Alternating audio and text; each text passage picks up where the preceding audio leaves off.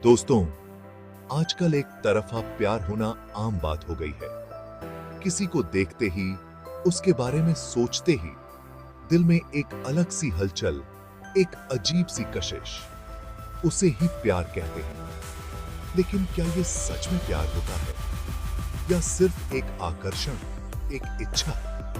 कई बार हम किसी की खूबसूरती, उसके अंदाज, उसकी कामयाबी को देखकर आकर्षित हो जाते हैं।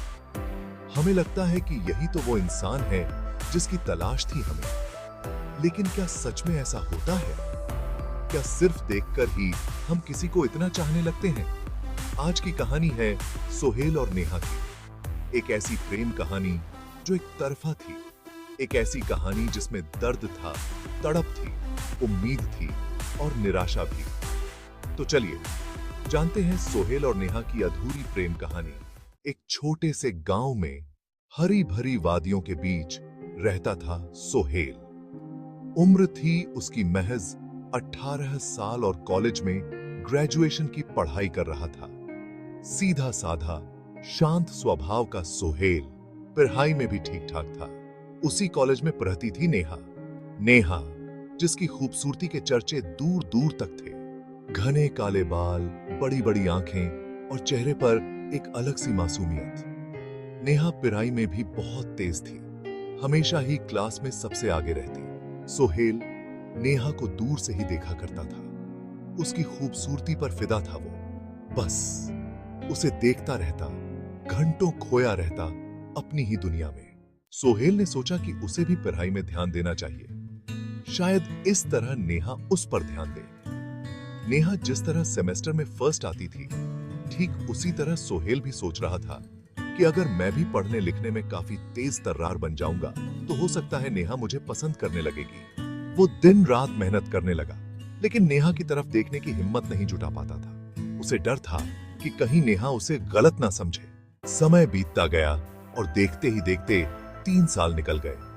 सोहेल, नेहा और उनके सभी दोस्त अब आखिरी सेमेस्टर में थे। सोहेल ने खुद को बदल लिया था।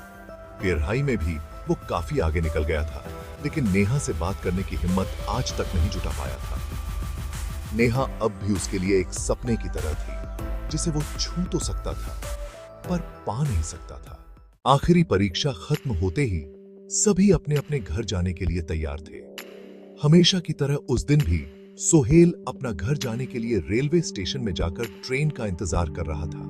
तभी मेरी नजर प्लेटफॉर्म पर नेहा पर पड़ी।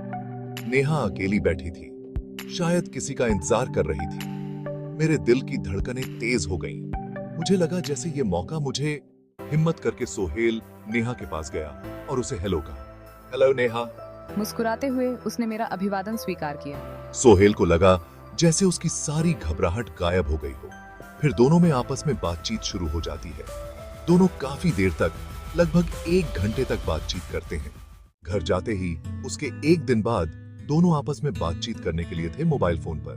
नेहा, तुमसे बात करके बहुत अच्छा लगा। क्या हम फिर से बात कर सकते हैं? हाँ, क्यों नहीं, हम जरूर बात करेंगे। लेकिन सोहेल के दिल में अब भी एक अनकहा डर था, जैसे कुछ अधूरा सा रह गया हो।